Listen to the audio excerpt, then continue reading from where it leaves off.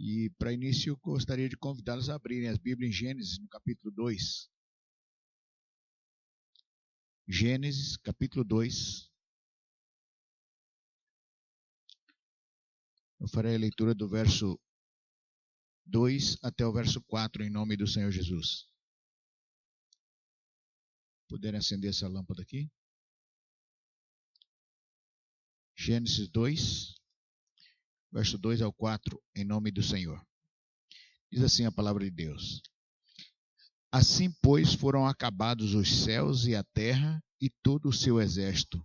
E havendo Deus terminado no sétimo dia a sua obra que fizera, descansou nesse dia de toda a sua obra que tinha feito.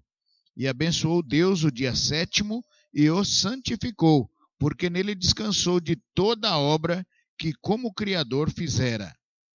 Verso 4. Esta é a gênese dos céus e da terra, quando foram criados, quando o Senhor Deus os criou. Amém? Que o Senhor nos dê a bênção da sua palavra. Os irmãos podem se assentar. Esse texto que a gente leu é um texto bastante conhecido. E hoje a gente vai ter que ler bastante aqui, porque eu tive que separar alguns textos que não dava para tirar eles. E aí gostaria que os irmãos acompanhassem. É um tema que não é muito... aparentemente não é muito difícil, tanto é que é um tema que quase não chama muita atenção da igreja, mesmo porque quando a gente vai falar do sábado, a maioria vai olhar e dizer, olha, sobre o sábado eu já sei, eu conheço. E aí quando a gente começa a olhar ao nosso redor, a gente começa a pensar, né, se já conhece, por que aqui ao colar a gente vê as pessoas tropeçando? Se sabe realmente a respeito do sábado, e conhecendo o sábado de acordo com aquilo que a gente vai tentar apresentar, a pessoa deveria fazer o possível para não tropeçar nesse dia. Embora que esse é um dia que enfrenta muita oposição. Nós encontramos inúmeras igrejas combatendo e dizendo que foi abolido, que o sábado foi dado para os judeus, que nós não precisamos mais guardar o sábado. Na primeira leitura que nós fizemos, a gente já começa a perceber que sábado não foi dado para judeu coisa nenhuma. Ele está na origem da criação. Deus fez questão de colocá-lo no princípio de tudo. Não existia povo judeu nessa época. Quando Deus criou o mundo, não existia. Só existia Adão e Eva e não eram judeus. E aí o que a gente começa a entender aqui é que assim, Deus criou e o que o texto mostra aqui é que o sétimo dia Deus criou de uma forma diferente. Todos os dias ele viu que era bom, abençoou, mas a Bíblia diz bem claro, e o santificou. Ou seja, o sétimo dia foi tornado um dia santo. O que significa a palavra santo? A gente costuma dizer separado. Mas ele é separado para Deus. Ele não é só um dia separado. Ele é um dia separado especificamente para estar junto com Deus. E ele foi dado já lá na criação. E o homem, com o passar do tempo, foi desobedecendo a Deus naquilo que Deus ia mandando. Chegou ao ponto de Deus entregar o povo dele à escravidão. Lá no Egito, o povo passou a esquecer totalmente do sábado, mesmo porque lá no Egito se cultuava o domingo, que era o dia do Deus Sol. E aí, quando Deus remove esse povo de lá do Egito e traz para a terra prometida, o povo já tinha vindo com o costume de enxergar o domingo como um dia de festa. É por isso que no caminho Deus chama Moisés, entrega as tábuas de testemunho, e nessa tábua Deus escreve. Ele não só falou para Moisés, ele escreve, dizendo, lembra-te do dia de sábado para santificar. Ou seja, lembra-te do dia de sábado para separar para Deus. E quando ele diz lembra, ele ainda diz, olha, os outros 6 dias trabalharás. O mandamento é completo. Os 6 dias trabalharás, mas o sábado, ele deixa bem claro, sábado do Senhor teu Deus, nele não fará trabalho algum. Aí ele coloca, nem tu, nem o teu filho, nem a tua filha, nem o teu servo, nem a tua serva, nem o teu animal, e nem o estrangeiro ou a visita que estiver dentro da tua casa. A gente vê ainda hoje, às vezes tem crente que não trabalha, mas coloca os empregados para trabalhar. Não trabalha, mas deixa que trabalhem na sua casa. Não trabalha, mas se os filhos trabalham, também não fala nada. O texto dele é bem claro. A Bíblia diz que não fará nenhuma dessas pessoas ou desses animais, nenhum deve trabalhar no sábado. E aí Deus só fala o porquê. Porque em 6 dias fez o Senhor o céu, a terra, o mar e tudo que neles há. E ao 7º dia descansou. Deus não precisava descansar. Deus não se cansa. Ele descansou nesse dia e santificou. E é por isso que a Bíblia diz que o sábado foi por causa do homem. Aí a gente pensa, mas será que foi por causa do homem porque Deus sabia que o homem ia se cansar? O sábado foi feito, irmão, quando o homem não se cansava também. Não existia canseira na terra antes do pecado. E o sábado foi feito antes.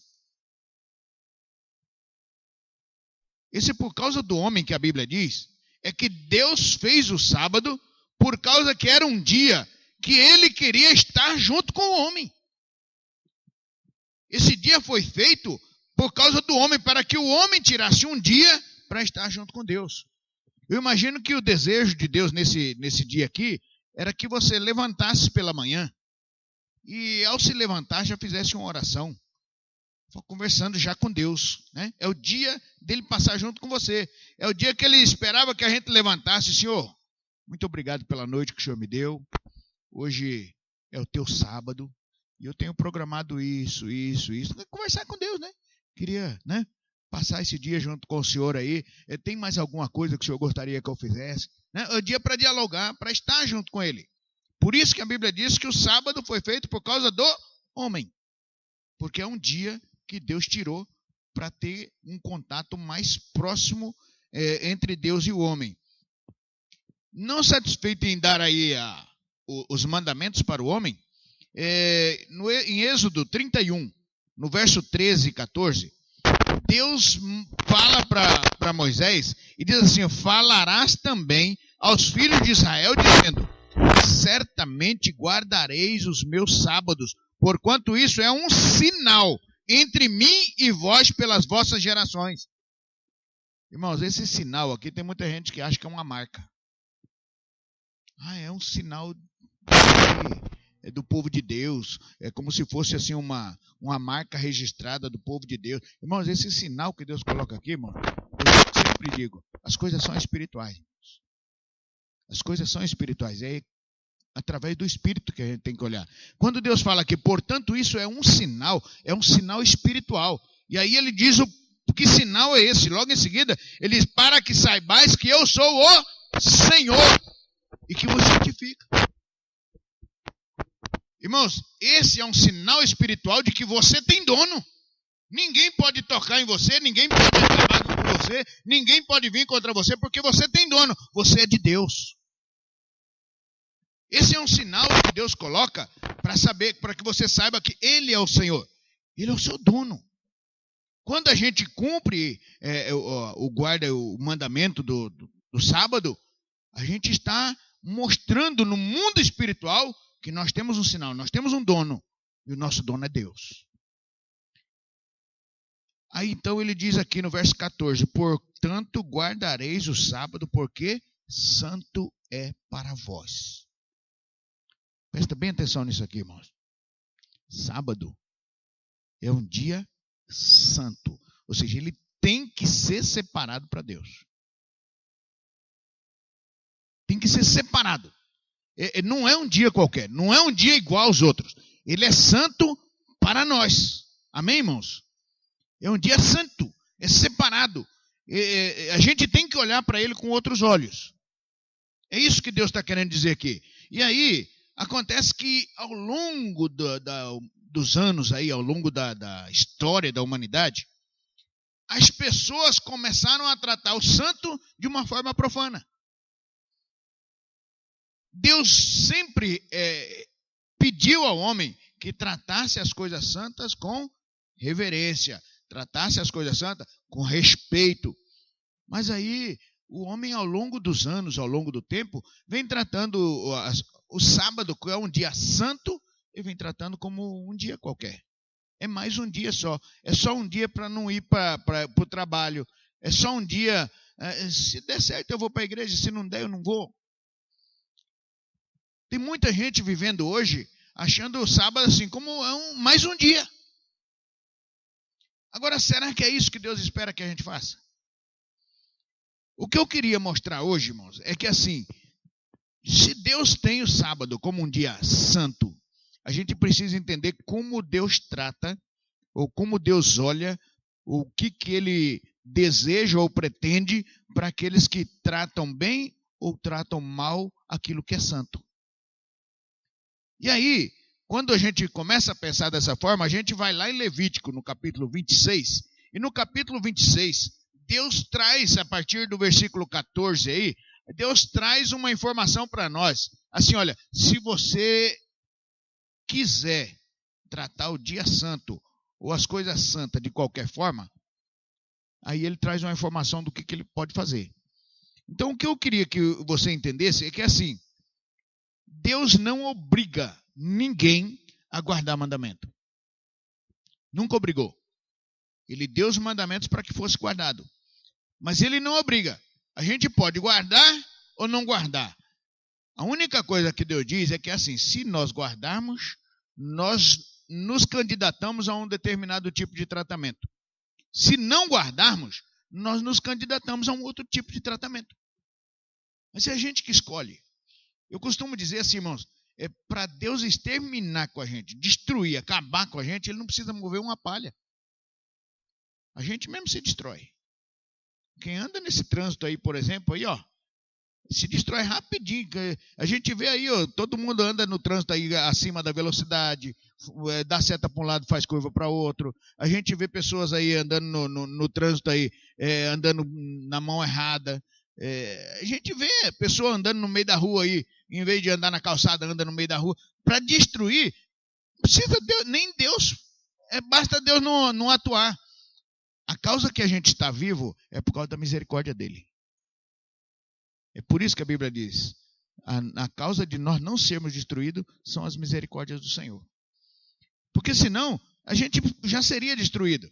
Veja bem o que Deus fala, se a gente, por acaso, não quiser guardar o mandamento do Senhor. Está aí no Levítico 26, a partir do verso 14, ele diz assim, ó, mas se me não ouvirdes e não fizerdes todos esses mandamentos, e se rejeitardes os meus estatutos, e se a vossa alma se enfadar do meu juízo, né, estiver já cansado de guardar mandamento, né, invalidar o meu conserto, aí ele diz aqui como ele pretende tratar o ser humano. E aí, eu vou, você quiser acompanhar aí, pode acompanhar, mas a gente não vai ler tudo porque o texto é longo. Mas Deus diz assim, olha, eu porei sobre vós o terror, a tísica, a febre ardente, que consuma os olhos e atormentem a alma. Vocês vão semear à toa a semente de vocês. Vão semear de balde. Os vossos inimigos comerão o que você plantar. Olha só como é que Deus começa já pegando pesado, né? Ele diz assim, eu porei a minha face contra vós e vocês serão feridos. E vão ser feridos de tal forma que vocês vão passar a fugir sem ninguém perseguir vocês. O texto que ele diz assim, olha, vocês vão fugir até do barulho do escuro. Eu vou imaginar Deus tratando a gente dessa forma. E ele diz aí, e se ainda com essas coisas vocês não me ouvirem, eu procederei em castigar vocês 7 vezes. De balde, no verso 20 aí, de balde se gastará a vossa força, a vossa terra não dará fruto.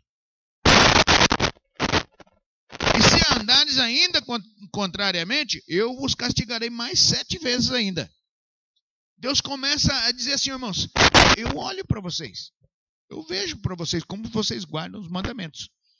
Ele diz ali no verso 23, se ainda com estas coisas não fores restaurados por mim, então eu andarei contrariamente para convosco.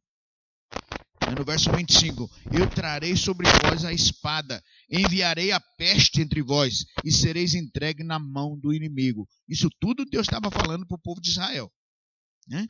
E, consequentemente, está falando para nós.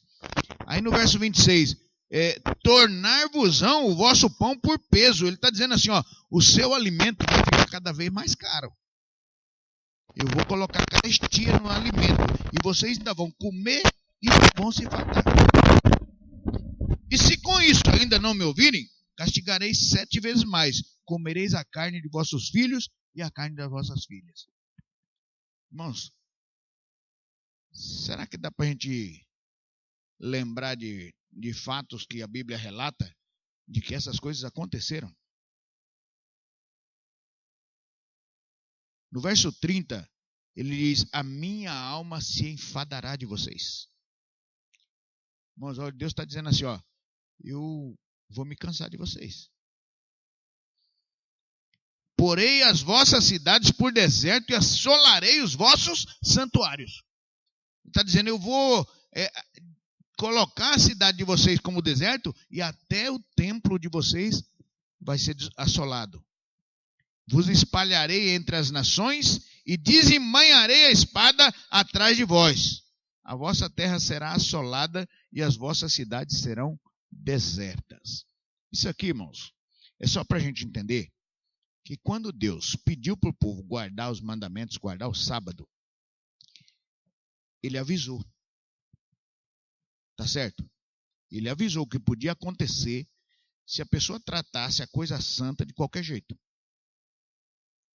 Está avisado ou não está?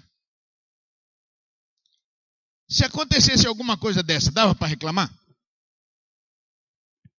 Não dava. Deus avisou. E aí, presta atenção, eu terminei essa leitura aqui no verso 33.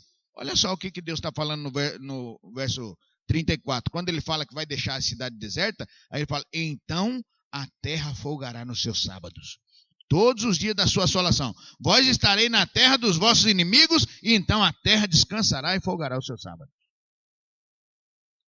O que Deus estava dizendo é que assim, irmãos, as pessoas, não sei se por ganância, talvez até por necessidade, continuam querendo trabalhar os sábados.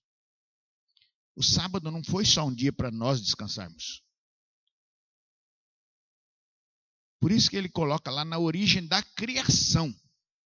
Não foi lá isso que nós lemos lá? Na origem dos céus e da terra.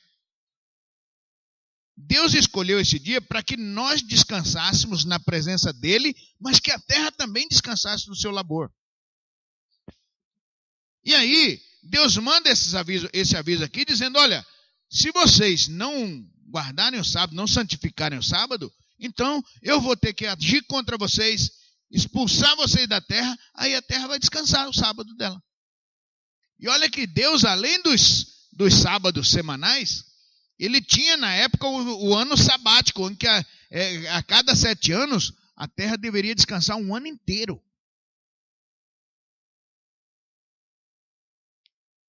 Acontece, irmãos, que mesmo com esses avisos, o povo de Israel continua trabalhando normalmente.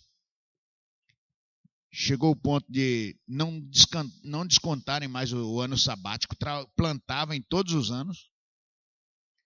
E começaram a agir, como já estavam acostumados lá com o domingo, né? Dia do Deus Sol. Começaram a agir com o sábado como um dia qualquer. É isso que lá em Jeremias, Deus mostra para eles que assim, irmãos, Deus avisa para nós e ele leva a sério o aviso deles. A gente precisa entender isso. Deus é santo e a Bíblia diz que Deus é justo. Ele não faz nada sem avisar. Mas quando ele avisa, ele cumpre. Ele não cumpre o que promete de bênção. Ele cumpre também o que promete de juízo. Jeremias, no capítulo 25, verso 8. Vem aqui uma profecia do que estava acontecendo em Israel, quando o povo já não estava mais dando a devida... Estava dando assim o devido valor, né? Devido valor ao sábado, ao santo sábado do Senhor. Deus diz assim: portanto, assim diz o Senhor dos Exércitos, visto que não escutastes as minhas palavras, eis que eu enviarei e tornarei a todas as nações, a todas as gerações do norte, diz o Senhor, como também Nabucodonosor, rei da Babilônia, meu servo, e os trarei sobre essa terra, e sobre os seus moradores, e sobre todas essas nações em redor, e eu os destruirei totalmente, e pô-los-ei em espanto, e em assobio, e em perpétuo deserto. E farei perecer entre eles a voz de alegria e de folguedo, a voz do esposo, a voz da esposa, a voz das mós, o som das mós, a luz do candeeiro. Deus está dizendo assim, olha, como vocês não eu avisei, como vocês não dão ouvido mesmo à minha voz e fazem do jeito que vocês acham que deve ser, então eu vou chamar a Babilônia. Irmão, nessa época, a Babilônia não existia. Era assim, não existia em termos de potência, né? Era só um povoadinho. Quando Deus fala de Nabucodonosor, Nabucodonosor não tinha nem nascido. E Deus manda uma profecia dizendo, olha, eu vou levantar a Babilônia, vou pegar ela e mais as cidades do norte, vou mandar eles vir para cima de vocês e Nabucodonosor vai destruir, vai acabar com vocês. Nabucodonosor também nem existia, irmãos. Existia sim um outro Nabucodonosor que já era avô do Nabucodonosor que Deus estava falando. E aí, Deus está dizendo aqui, olha, eu vou assolar, eu vou mandar destruir, e toda essa terra virá a ser um deserto e um espanto, e essas nações servirão ao rei da Babilônia 70 anos. Esse aviso veio antes da Babilônia crescer. Então, Deus ainda manda avisar antes o que ele poderia fazer. O povo aceitou o aviso do Senhor? 2 Reis, capítulo 25. 2 Reis, capítulo 25. Acompanhe aí, por gentileza.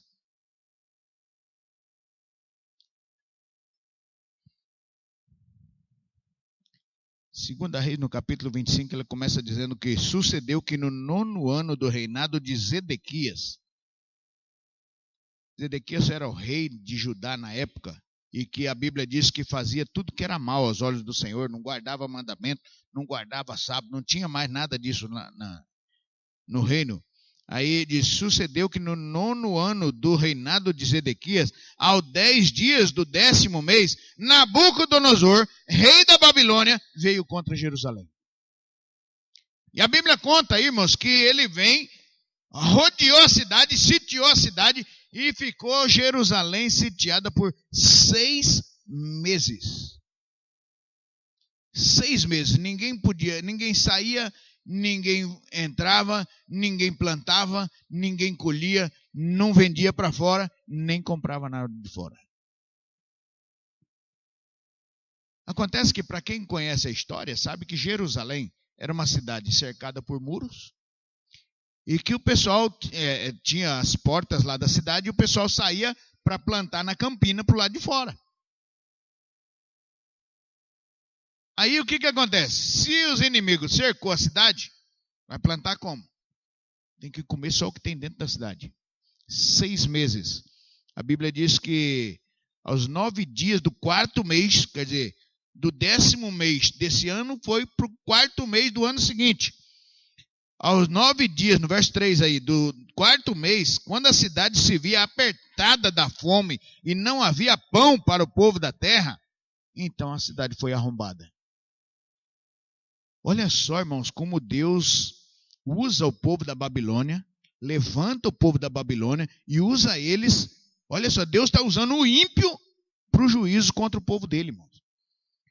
E faz esse povo esperar 6 meses. Vai esperar a hora certa. Vai atacar o povo na hora que eles estiver mesmo fraco. Aí entraram na cidade, e aí no verso 4 a Bíblia diz que quando eles entram na cidade, o rei fugiu pelo caminho da campina. Porém, o exército dos caldeus perseguiu o rei Zedequias e o alcançou nas campinas de Jericó, e todo o exército desse dispersou e o abandonou. Zedequias fica sozinho. Então o tomaram preso, o fizeram subir ao rei da Babilônia, a Ribla, o qual lhe pronunciou a sentença. Irmãos, Deus tinha avisado. Qual foi a sentença que Deus falou? Deus falou que ia virar assolação, irmãos. Olha só, verso 7. Aos filhos de Zedequias mataram na sua presença. Aí furaram os olhos do rei e levaram ele cativo para a Babilônia. Não satisfeito com isso, no verso 8 e 9, né? No 7º dia do 5º mês do ano 19º de Nabucodonosor, rei da Babilônia, Nebuzaradã, chefe da guarda, o servidor do rei da Babilônia, veio a Jerusalém, queimou a casa do Senhor. Lembra que ele falou, vou assolar os seus santuários? Queimou a casa do Senhor, queimou a casa do rei, queimou todas as casas de Jerusalém e queimou todos os edifícios importantes. Lembra que ele falou, eu acabo com a cidade? Aí o que sobrou, está no verso 11 aí, o chefe da guarda levou cativo. A partir do verso 13 fala que as coisas de bronze, os utensílios de bronze com que se ministrava, no verso 14, e tudo quanto era de ouro e prata, no verso 15, foi tudo levado para a Babilônia. Lá no verso 18, o sumo sacerdote foi levado cativo e quando chega na Babilônia é morto na frente do povo. E isso tudo, irmãos, por que aconteceu?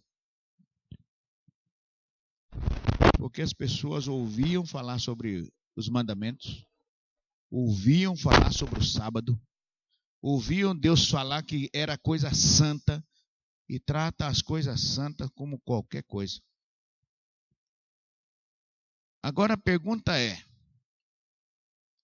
essas coisas aconteceram, será que não foi para lição para nós? Será que não serve de aviso para a gente, irmãos?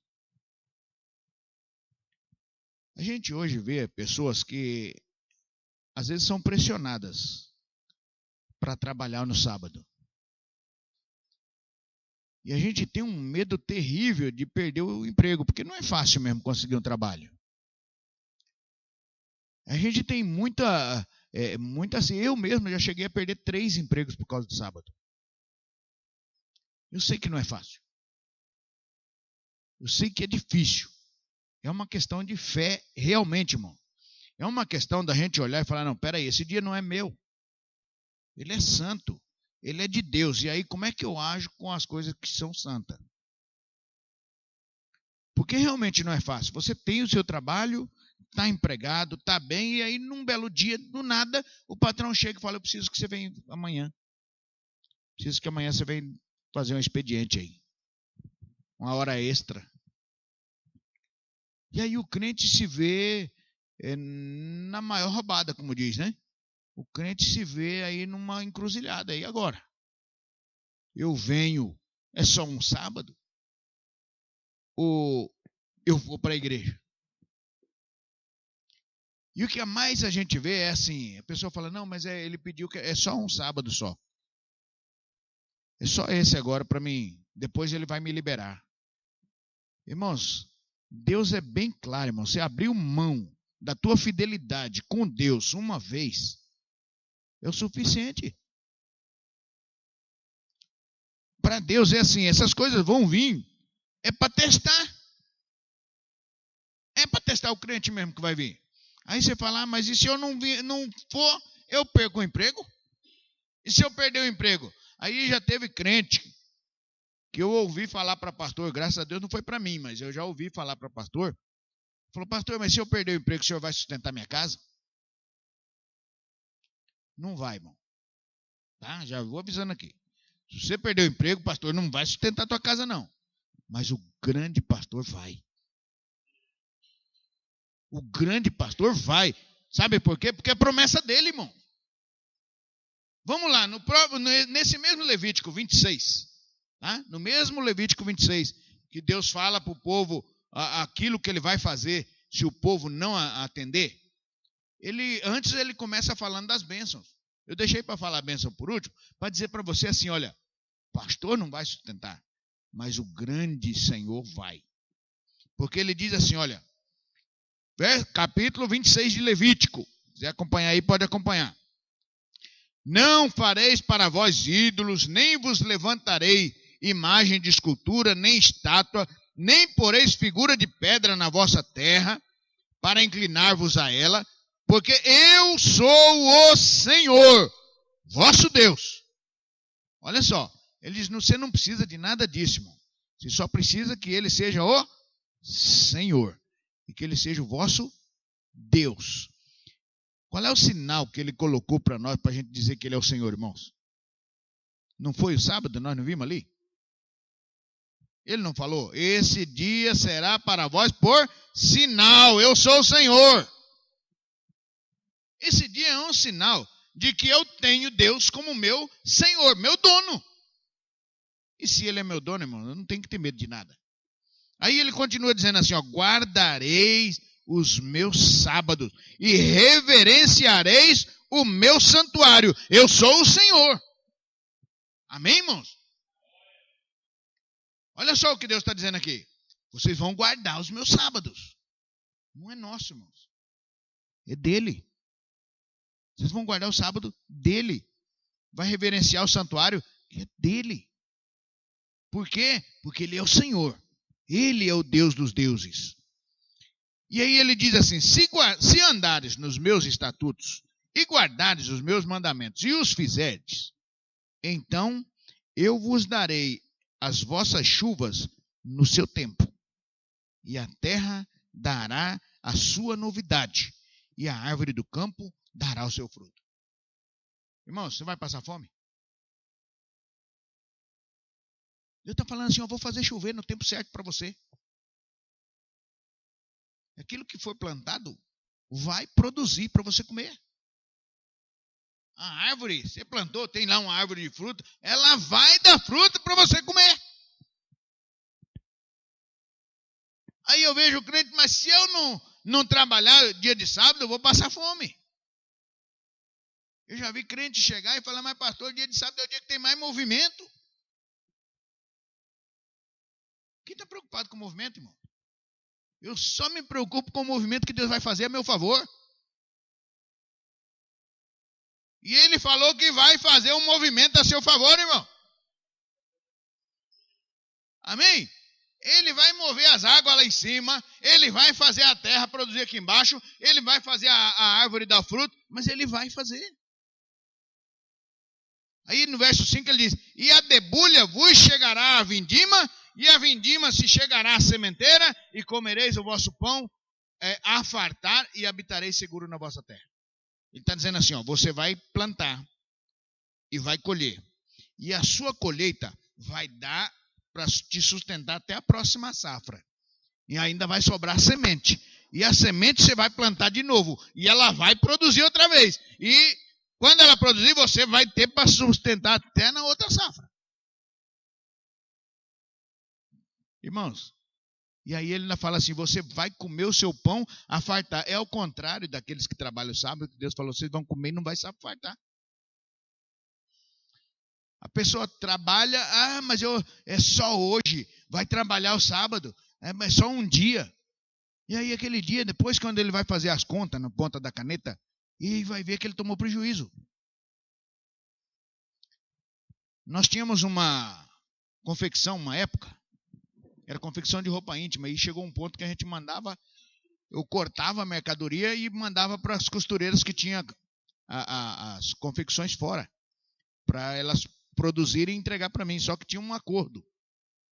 Eu mando para vocês me entregam na sexta-feira. Se não der conta de entregar na sexta, vocês vão me entregar na segunda ou na terça, mas não trabalha ao sábado. Aí teve uma senhora que disse que estava precisando de muito dinheiro. E aí ela precisava entregar urgente aquela mercadoria. E deu na sexta-feira, ela não conseguiu terminar. E aí ela pensou, eles não estão vendo mesmo? Eu faço amanhã e falo para ele que eu fiz no domingo. Segunda-feira cedinho estou entregando. E deu no sábado, ela sentou na máquina e virou a mão costurando. Trabalhou nem meia hora. Escutou só um estouro na máquina. E aí foi ver o que era. Por dentro a máquina estava quase toda moída. Na hora ela lembrou. Bem que a Mildes falou que não era para costurar hoje. Olha, deu. E agora?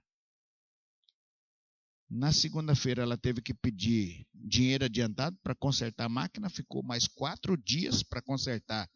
E está pronta. E aí só aí que ela foi conseguir terminar o serviço para receber. E quando recebeu não pagou o conserto da máquina.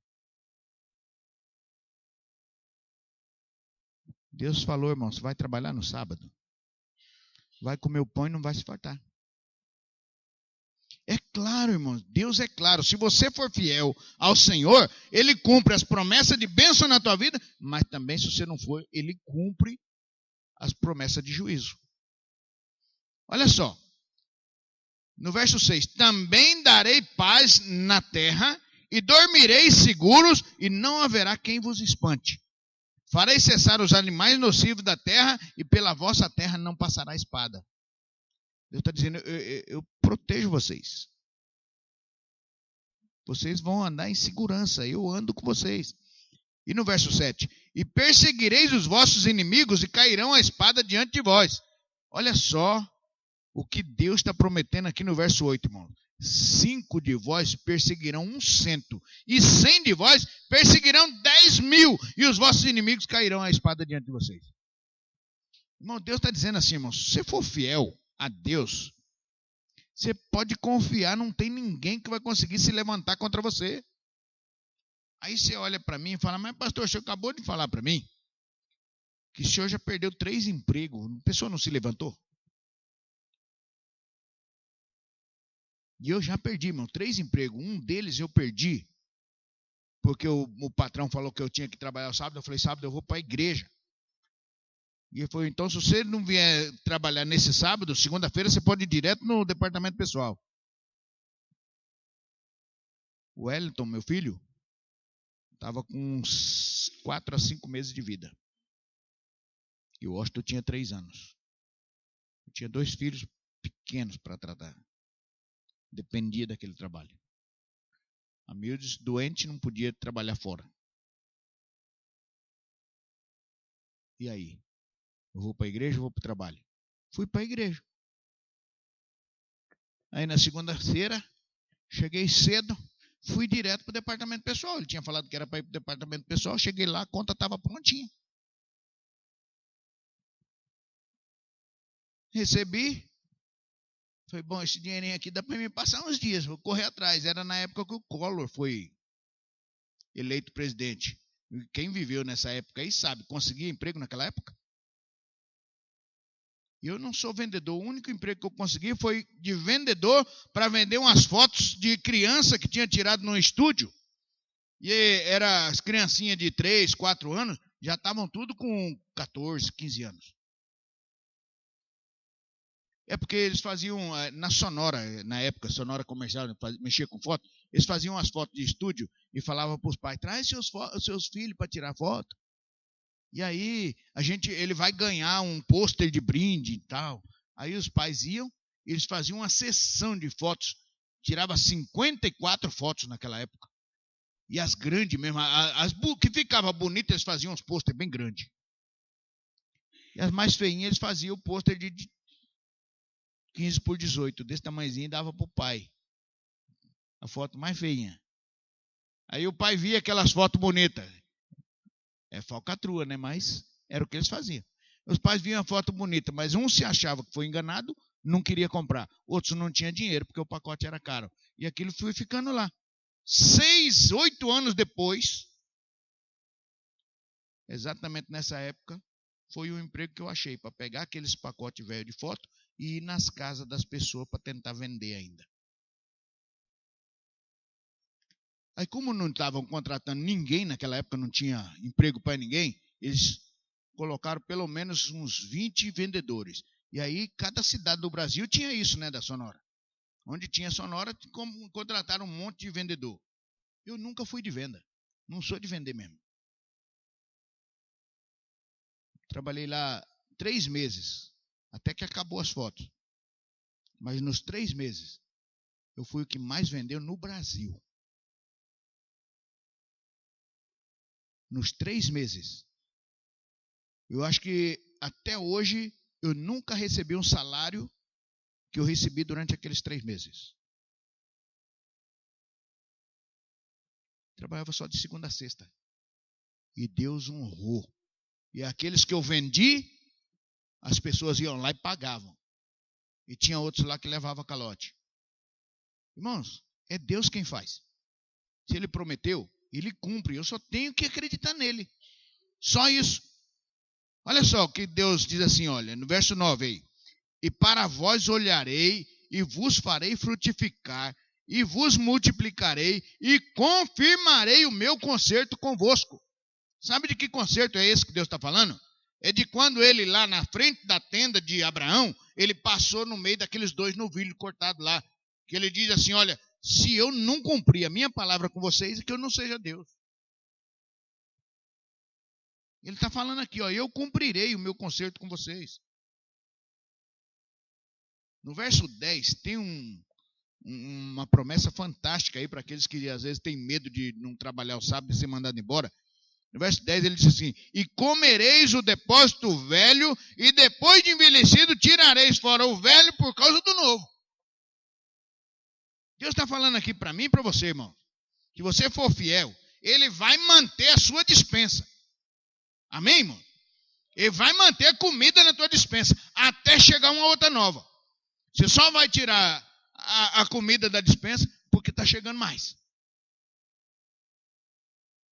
Que promessa de suprimento maior do que essa, irmão? E aí ele diz, e porei o meu tabernáculo no meio de vós. Lembra do tabernáculo lá que ele falou, se você não cumprir, eu assolo a tua igreja. Eu destruo a tua igreja. Lembra que ele falou isso lá? Mas ele aqui, se você cumprir, eu coloco o meu, olha só, ele está colocando assim, eu coloco o meu tabernáculo no meio de vós e a minha alma não se enfadará de vocês. Verso 12, e andarei no meio de vós, e eu vos serei por Deus, e vós me sereis por povo. Amém, irmãos? A questão é,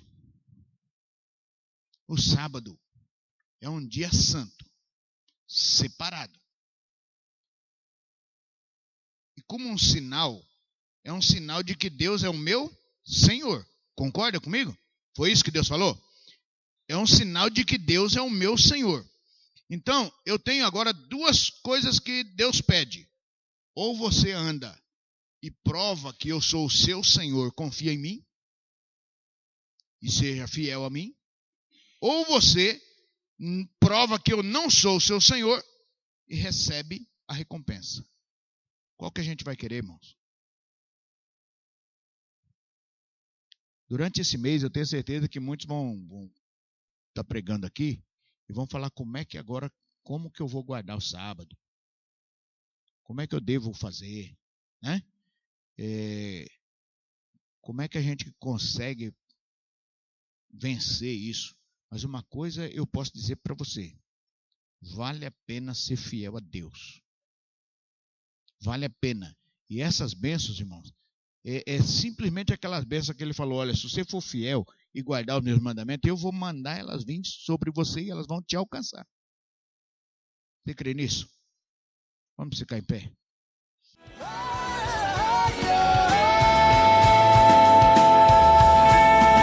Aqui está a perseverança dos santos.